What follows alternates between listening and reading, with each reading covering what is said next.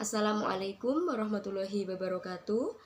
Perkenalkan, nama saya Siti Putriana, program studi S1 Akuntansi dengan NIM 22021100229. Saya dari kelompok 7. Di kelompok 7 ada 3 teman saya lainnya, yaitu Sri Wahyuni Ningsih, Syarifullah Laili, Helevina Alia. Di sini kami akan mempresentasikan mata kuliah pengantar ekonomi, yaitu bab teori utility.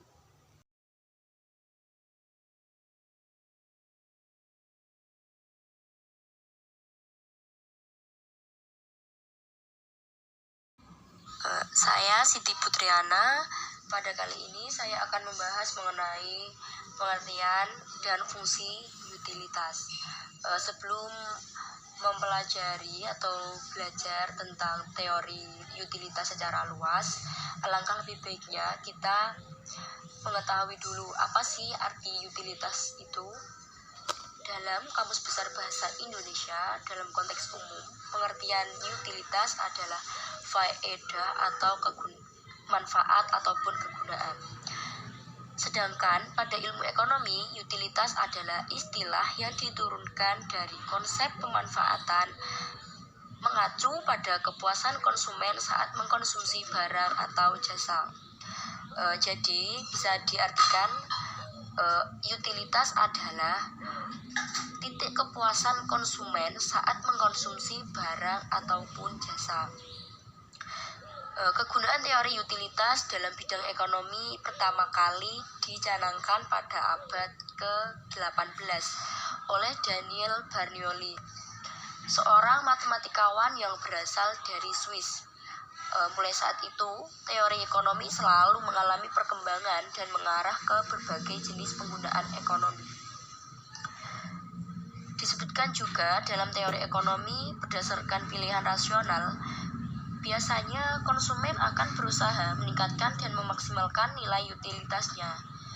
Namun, secara praktek sulit untuk mengukur nilai utilitas konsumen karena ini sangat bersifat relatif.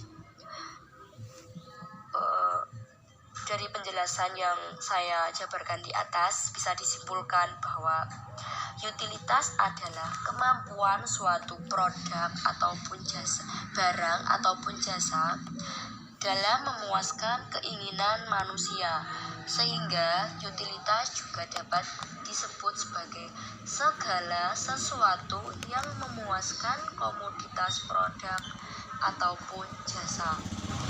Sebagai contoh studi kasus, yaitu Saiful ingin membeli motor.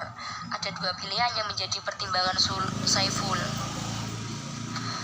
Kedua motor tersebut memiliki desain dan fitur yang hampir sama, namun motor kedua menawarkan kelebihan pada fitur keselamatan, sehingga ada selisih harga senilai 10 juta rupiah dengan motor pertama. Jika Saiful membeli motor kedua meski dengan perbedaan harga 10 juta rupiah, maka Saiful telah menerima nilai utilitas dari motor kedua. Kenapa demikian? Karena nilai utilitas kan berpengaruh, maksudnya nilai utilitas kan sesuai dengan kepuasan kan. Kalau Saiful selamat dari kecelakaan, berarti motor kedua bisa memenuhi teori utilitas. Utilitas ini diyakini oleh konsumen bahwa mereka akan bisa meminimalisir risiko kecelakaan dengan memilih motor kedua. Itulah penjelasan mengenai pengertian utilitas dan kaitannya dalam teori ekonomi. Intinya, utilitas adalah kegunaan, manfaat, atau kepuasan yang dirasakan oleh konsumen akan suatu barang ataupun jasa. Untuk yang kedua yaitu mengenai fungsi utilitas. Fungsi utilitas sendiri menjelaskan bahwa besarnya utilitas atau kepuasan, kegunaan yang diperoleh seseorang dari mengkonsumsikan suatu barang atau jasa. Pada umumnya, semakin banyak jumlah suatu barang yang dikonsumsi, semakin besar utilitas yang diperoleh. Kemudian mencapai puncaknya atau titik jenuh pada jumlah konsumsi tertentu. Sesudah itu justru menjadi berkurang atau bahkan negatif bila jumlah barang yang dikonsumsi terus-menerus ditambah. Sama halnya ketika kita makan. Ketika sudah kenyang, maka nilai utilitas dari makan atau nilai kepuasan dari makan itu akan berkurang atau bahkan tidak ada. Jika kita udah kenyang terus disuruh makan, itu nilai utilitasnya sudah tidak ada. Sederhananya juga gini, fungsi utilitas adalah mengukur seberapa besar manfaat atau kepuasan yang dialami oleh konsumen ketika mereka menggunakan suatu barang ataupun jasa. Dari situ konsumen bisa memberikan penilaian terhadap produk ataupun jasa tersebut dan berbagai pengalaman mereka. Sehingga jika nilai utilitas tinggi, maka bisa dikatakan juga bahwa nilai kepuasan konsumen akan suatu produk ataupun jasa tersebut tinggi. Hal ini menjadikan value yang dimiliki oleh perusahaan di bidang barang maupun jasa juga meningkat. Begitupun sebaliknya, jika nilai utilitas rendah, maka bisa dikatakan bahwa nilai kepuasan konsumen akan suatu produk tersebut rendah. Oke teman-teman, cukup sekian penjelasan mengenai pengertian utilitas, teori utilitas, dan fungsi utilitas. Apabila ada kurang lebihnya, saya pribadi mohon maaf. Apabila ada khilaf, wabillahi taufiq wal hidayah. Wassalamualaikum warahmatullahi wabarakatuh.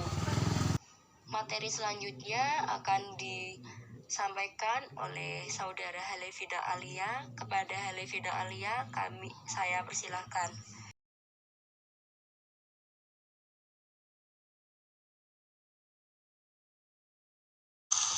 Baik, di sini saya akan menjelaskan tentang karakteristik utilitas.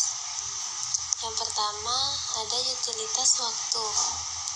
Utilitas waktu berorientasi pada ketersediaan produk, sehingga konsumen bisa membelinya kapan saja sesuai kebutuhan mereka.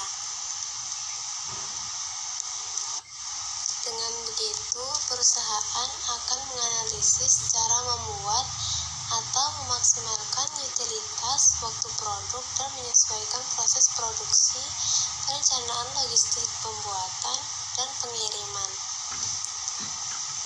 Membuat utilitas waktu termasuk mempertimbangkan jam dan hari dalam seminggu yang mungkin dipilih perusahaan untuk menyediakan layanannya. Misal, ada toko buka pada akhir pekan, jika pelanggan biasanya berbelanja produk tersebut pada waktu itu. Utilitas waktu mungkin juga mencakup ketersediaan 24 jam untuk produk atau departemen layanan pelanggan perusahaan melalui nomor telepon atau fungsi obrolan situs web. Yang kedua, ada utilitas kepemilikan. Utilitas kepemilikan dikaitkan dengan kepuasan konsumen ketika memiliki suatu produk. Misalnya, memiliki mobil. Mungkin banyak yang menganggap memiliki utilitas kepemilikan yang tinggi. Selain itu, meningkatkan kemudahan atau akses kepemilikan juga akan meningkatkan utilitas kepemilikan atau nilai yang dirasakan dari suatu produk. Misalnya, menawarkan persyaratan mudah, bonus, atau diskon pembiayaan terhadap kepemilikan mobil, peralatan, atau rumah bisa menciptakan utilitas kepemilikan untuk produk tersebut dan mengarah pada peningkatan penjualan. Yang ketiga adalah utilitas tempat. Utilitas tempat yaitu suatu barang atau produk akan berguna apabila telah dipindahkan tempatnya atau berguna pada tempat tertentu.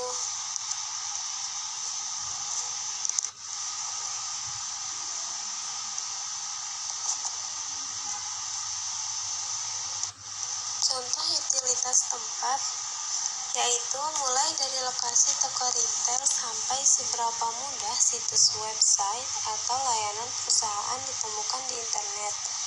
Perusahaan yang memiliki pengoptimalan mesin telusur atau strategi SEO yang efektif dapat meningkatkan utilitas tempat mereka. Search Engine Optimization atau disingkat SEO adalah proses meningkatkan ketersediaan situs web untuk penggunaan internet melalui pencarian mereka di web. Yang keempat, ada utilitas bentuk. Utilitas bentuk mengacu pada seberapa baik kualitas dan bentuk produk yang digunakan oleh para konsumen. Misalnya, perusahaan mungkin merancang produk untuk menargetkan kebutuhan atau keinginan klien tertentu. Utilitas bentuk adalah penggabungan kebutuhan dan keinginan pelanggan ke dalam fitur dan manfaat produk yang ditawarkan oleh perusahaan.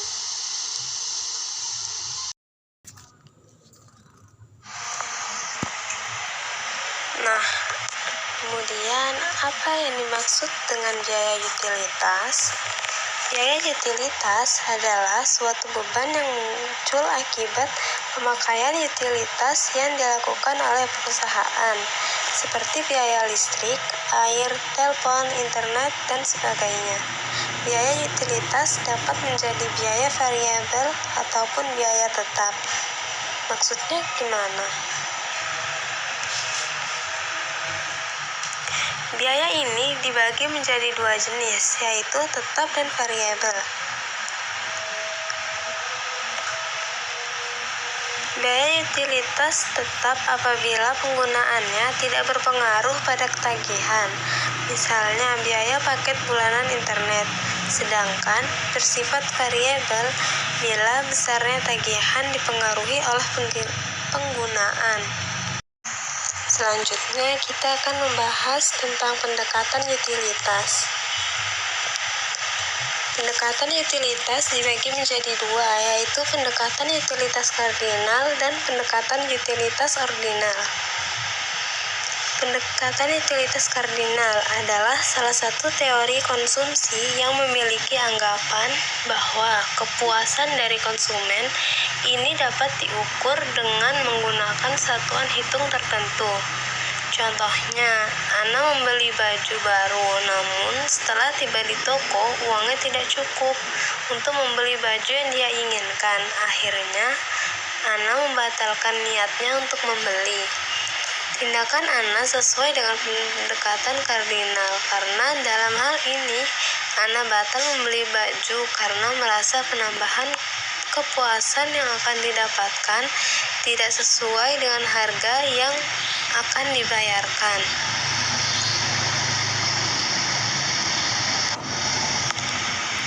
Lalu pendekatan ordinal, yaitu teori yang menyatakan manfaat yang didapat oleh konsumen tidak dapat dinyatakan secara kuantitatif, melainkan hanya dapat dibandingkan. Contohnya, Andi memilih HP Xiaomi dibandingkan Samsung dan lebih menyukai iPhone daripada Xiaomi, dan juga lebih tertarik pada Xiaomi daripada Nokia. Jadi dapat kita simpulkan bahwa pendekatan utilitas kardinal dapat dinyatakan secara kuantitatif, namun pendekatan utilitas ordinal tidak dapat dinyatakan secara kuantitatif, namun hanya dapat dibandingkan saja per produknya. Perbedaan utama antara pendekatan utilitas kardinal dan ordinal. Pertama, pendekatan utilitas kardinal adalah utilitas di mana kepuasan konsumen dapat diukur secara numerik. Sedangkan pendekatan ordinal menyatakan kepuasan tidak dapat diukur secara numerik. Kedua, pendekatan kardinal mengukur utilitas secara objektif, sedangkan pendekatan ordinal menilai secara subjektif. Ketiga, pendekatan kardinal kurang realistis karena pengukuran kuantitatif untuk menilai kepuasan tidak memungkinkan. Pendekatan ordinal lebih realistis karena mengandalkan pengukuran kualitatif. Keempat, pendekatan kardinal didasarkan pada analisis utilitas marginal, sedangkan pendekatan ordinal didasarkan pada analisis kurva indiferen. Kelima, pendekatan kardinal diukur dari segi utilitas, yaitu unit utilitas. Sedangkan pendekatan ordinal diukur berdasarkan peringkat preferensi komoditas jika dibandingkan satu sama lain. Keenam, pendekatan kardinal dipelopori oleh Alfred Marshall dan para pengikutnya, sedangkan pendekatan ordinal dipelopori oleh Mix and Allen. Contoh perhitungan marginal utility atau MU. Pada perilaku konsumen, pendekatan kardinal dari tabel diketahui. Ketika jumlah barang yang dikonsumsi Q adalah 1 unit, maka nilai guna total TU yang diperoleh adalah 10. Dan ketika konsumen menambah jumlah barang yang dikonsumsi sebanyak 1 unit, maka nilai marginal utility dapat dicari dengan cara berikut. Dari tabel diketahui ketika jumlah barang yang dikonsumsi Q adalah 1 unit, maka nilai guna total TU yang diperoleh adalah 10. Dan ketika konsumen menambah jumlah barang yang dikonsumsi sebanyak 1 unit, maka nilai marginal utility dapat dicari dengan cara berikut. Diketahui Q1 sama dengan 1, TU1 sama dengan 10, dan Q2 sama dengan 2. Dari tabel berikut, bahwa nilai guna total TU yang diperoleh ketika mengkonsumsi 2 unit barang adalah TU2 sama dengan 18. Sehingga nilai marginal utility dapat dihitung dengan rumus berikut. MU sama dengan delta TU per delta Q. MU2 sama dengan TU2 dikurangi TU1 per Q2 dikurangi Q1. MU2 sama dengan 18 dikurangi 10 per 2 dikurangi 1. MU2 sama dengan 8 per 1, jadi MU2 sama dengan 8. Jadi nilai guna marginal akibat penambahan barang yang dikonsumsi dari 1 unit menjadi 2 unit adalah MU sama dengan 8. Nilai guna marginal akibat penambahan barang konsumsi 1 unit berikutnya dapat dihitung dengan cara yang sama sebagai berikut. Q2 sama dengan 2, Q3 sama dengan 3, TU2 sama dengan 18, TU3 sama dengan 24. Nilai marginal utility dapat dihitung dengan rumus berikut. MU2 sama dengan TU3 dikurangi TU2 per Q3 dikurangi kedua dikali MU3. Sama dengan 24 dikurangi 18 per 3 dikurangi 2 dikali MU3. Sama dengan 6 per MU3. Jadi MU3 sama dengan 6. Untuk penambahan satu barang konsumsi sehingga barang yang dikonsumsi menjadi 4 unit barang, maka nilai guna marginalnya adalah Q3 sama dengan 3, Q4 sama dengan 4, TU3 sama dengan 24, TU4 sama dengan 88. Nilai marginal utility pada Q4 sama dengan 4 dihitung dengan rumus berikut. MU4 sama dengan TU4 dikurangi TU3 per Q4 dikurangi Q3. MU4 sama dengan 28 dikurangi 24 per 4 dikurangi 3. MU4 sama dengan 4 per 1, jadi MU hasilnya sama dengan 4. Jadi nilai guna marginal yang diperoleh dengan mengkonsumsi 4 unit barang adalah 4. Asumsi-asumsi dalam pendekatan ordinal. 1. Rationality. Setiap konsumen diasumsikan bertindak rasional, yaitu berusaha mengejar kepuasan maksimum meski dihadapkan dengan keterbatasan anggaran. 2. Utility is ordinal. Berdasarkan asumsi ini, kepuasan itu tidak dapat diukur, namun hanya bisa dibandingkan. 3. transitivity dan consistency of choice. Konsumen senantiasa konsisten dalam membuat pilihan antara berbagai kombinasi barang. Artinya, jika konsumen lebih menyukai barang A dibanding barang B, dan ia pun lebih menyukai barang B dibanding barang C, maka ia pasti lebih menyukai barang A dibanding barang C. Dengan kata lain, jika A lebih besar B dan B lebih besar C, maka A lebih besar C. Keempat, non-satiation. Asumsi ini menyatakan bahwa konsumen menyukai barang yang lebih banyak daripada yang sedikit. Konsumen juga diasumsikan selalu ingin terus berkonsumsi. Inilah yang sering disebut sebagai asumsi ketiadaan kepuasan atau konsumsi tanpa kejemuan, atau bisa disebut assumption of satiation. Baik, di sini saya akan menjelaskan kurva indifference. Di dalam menjelaskan perilaku konsumen dengan pendekatan ordinal, sebagian besar ahli ekonomi mengandalkan interpretasi grafis untuk memperjelas ide atau gagasan yang hendak diungkapkan. Salah satu kurva yang digunakan yaitu kurva indifference. Kurva indifference adalah kurva yang menggambarkan kombinasi konsumsi dua macam barang atau jasa yang menghasilkan tingkat kepuasan yang sama.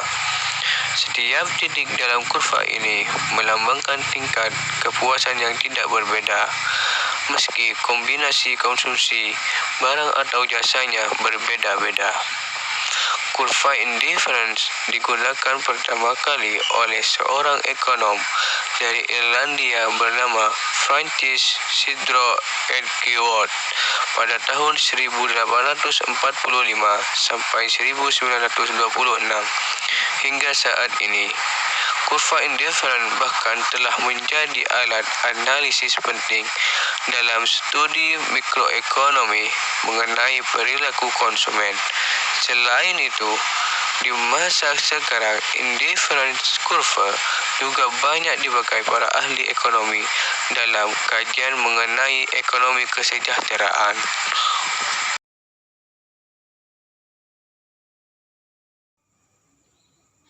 Untuk mengetahui lebih jelas mengenai kurva indifference, coba perhatikan skedul kombinasi barang berikut ini. Dalam tabel kasus, terlihat berbagai kombinasi konsumsi pakaian dan makanan. Kombinasi-kombinasi tersebut membuahkan kepuasan yang sama besarnya. Kombinasi A, B, C, dan D tersebut kemudian akan digambarkan ke dalam sebuah grafik, di mana sumbu horizontal mengukur jumlah pakaian, sedangkan sumbu vertikal mengukur jumlah makanan. Bidang yang berada di antara sumbu vertikal dan sumbu horizontal disebut ruang komoditi. Bentuk grafis kombinasi A hingga D dalam ruang komoditi itulah yang disebut kurva indifference. Berikut ciri-ciri kurva indifference. Yang pertama, memiliki slope atau kemiringan yang negatif. Hal ini karena untuk mempertahankan kepuasan yang sama, maka penambahan di satu barang harus diimbangi dengan pengurangan barang lainnya. Dengan kata lain, saat konsumen berusaha menambah pakaian misalnya, maka kompensasinya jumlah makanan harus dikurangi. Itulah sebabnya mengapa kurva indifference bentuknya mengarah ke bawah. Yang kedua, cembung ke arah ordinat. Bentuk kurva cembung ini didasarkan pada asumsi tingkat substitusi marginal atau marginal rate of substitution yang terus berkurang. MRS merupakan ukuran yang menggambarkan sejauh mana konsumen bersedia menukarkan barang yang satu dengan barang yang lainnya dalam kurva indifference yang sama. Kita ambil contoh dari tabel kasus.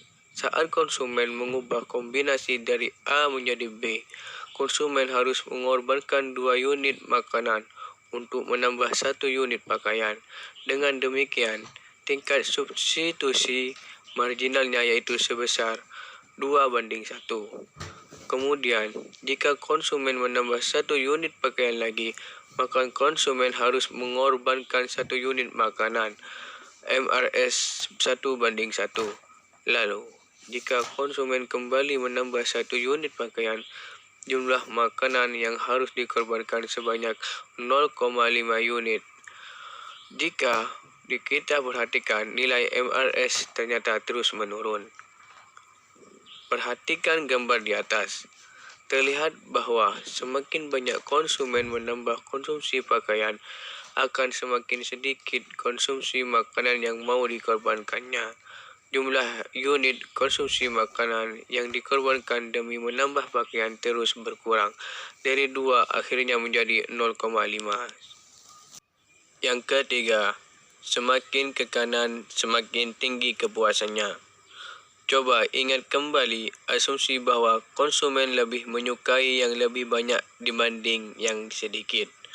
Posisi IC yang lebih tinggi atau lebih ke kanan menggambarkan jumlah pakaian dan makanan yang lebih banyak. Posisi IC tersebut tentunya lebih disukai konsumen karena memberikan tingkat kepuasan yang lebih tinggi. Yang keempat, sesama kurva indiferens tidak saling berpotongan. Sesama kurva indiferens tidak mungkin saling berpotongan. Hal ini terkait dengan asumsi konsistensinya dan transitivitas. Untuk mengetahui lebih jelas mengapa sesama kurva IC tidak saling berpotongan, perhatikan gambar berikut ini. Secara definitif, kurva IC menggambarkan berbagai kombinasi konsumsi yang memberikan kepuasan yang sama. Sekarang, andaikan kurva indiferens 1 dan kurva indiferens 2 berpotongan di titik A, maka tingkat kepuasan titik A dan titik B adalah sama, berada di kurva 1. Lalu, tingkat kepuasan di titik A dan titik C pun adalah sama, berada di kurva 2. Sesuai asumsi konsistensi atau transitivitas, karena A sama dengan B dan A sama dengan C, maka seharusnya B sama dengan C. Artinya adalah bahwa konsumen harus memperoleh kepuasan yang sama di titik B dan C. Namun, pada kenyataannya, kombinasi B lebih banyak mengandung makanan daripada kombinasi C. Jadi, secara logis, berdasarkan asumsi tadi, konsumen mustahil memperoleh kepuasan yang sama dari kombinasi B dan C. Itulah sebabnya kurva indiferens tidak mungkin saling berpotongan. Siang-siang pergi ke kota, jangan lupa beli alpukat. Demikian presentasi dari kita, semoga bisa bermanfaat. Kurang lebihnya saya ucapkan maaf dan terima kasih. Sekian dari kelompok saya. Wassalamualaikum warahmatullahi wabarakatuh.